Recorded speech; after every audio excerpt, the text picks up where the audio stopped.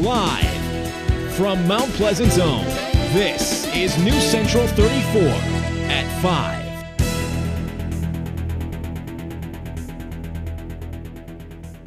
Good evening and welcome to News Central 34. I'm Chelsea Humphrey. And I'm Deanna Falzone. A recent release is showing that high school students in Michigan are not as prepared as they should be before entering college. That's right, Deanna. Kate Coates joins us live in studio with more. Good evening, Kate.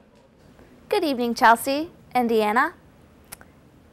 Yes, I had a chance to talk with a local high school principal to find out his reaction.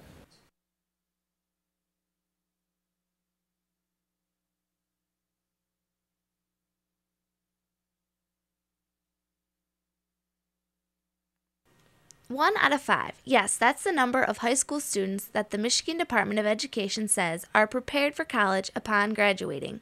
This is a drastic decrease from years past, where 20% of all students were considered to be prepared for college. The report took a look at high school students' ACT scores and compared them to what the Education Department considers the standard for college competency. According to the ACT, the 4 minimum ACT scores to be considered college ready are a score of 18 on English, 22 on math, 21 on reading, and 24 on science. We spoke with the principal at Sacred Heart High School in Mount Pleasant to get his take on what these numbers really mean. There's a lot of other factors that go into that, and a lot of them are the lack of community and support and family support and all the other issues that many of these teenagers are facing. So, whether or not test scores are the deciding factor, it is still a growing concern that students entering college are not quite ready. I'm Kate Coates reporting for News Central 34.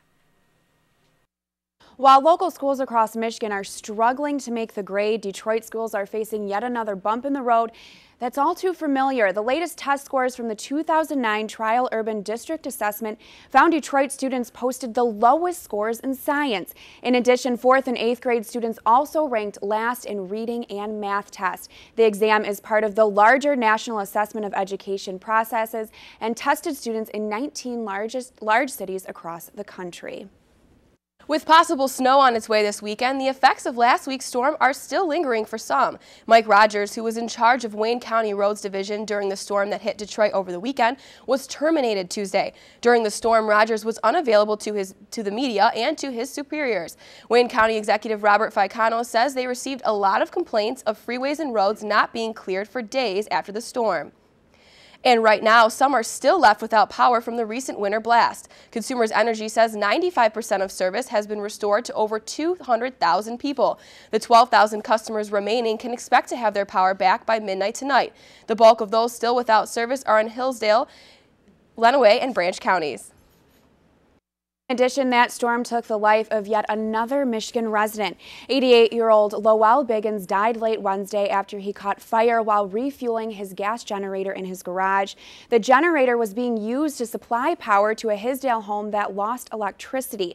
State police say Biggins was filling the generator gas tank without first shutting off the motor when he became engulfed in flames. The man's wife heard the generator shut off and went to the garage where she saw her husband on fire.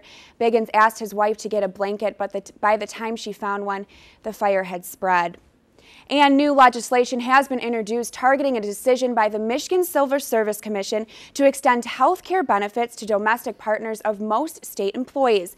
Republican Senator Mark Jansen is sponsoring the measure, which would overturn the commission's action. Jansen says it has nothing to do with the issue of same-sex marriage, though. To override the commission, the resolution would need 2/3 majority in both the House and Senate.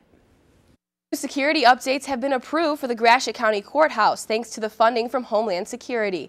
By late summer, visitors to the courthouse will only be allowed to use one door to enter and exit. Visitors will also be required to pass through a metal detector during high-profile court cases or when a threat is made. New digital cameras will also be installed in common areas but will not be monitored 24/7 unless the panic button is pressed. The total cost of the security changes will be around $25,000. And gas prices are continuing to go up, jumping 6 cents overnight. According to AAA, the national average price is at $3.28, the highest it has been since October 2008. This is now the third day in a row that gas prices have risen.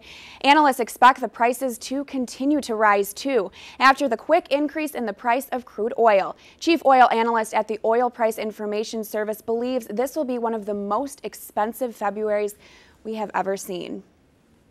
A former Detroit Lions coach and an ex-high school track and field coach will have to wait till March to find out his fate in a sex case. Tommy Boyd of Shelby Township was scheduled to be sentenced Thursday in Macomb County Court after pleading guilty to second-degree criminal sexual conduct. Boyd was accused of groping a 15-year-old high school student and having sex with her. He is currently being held in the Macomb County Jail. The Senate has approved a bill that would increase the Pure Michigan Tourism Campaign funding.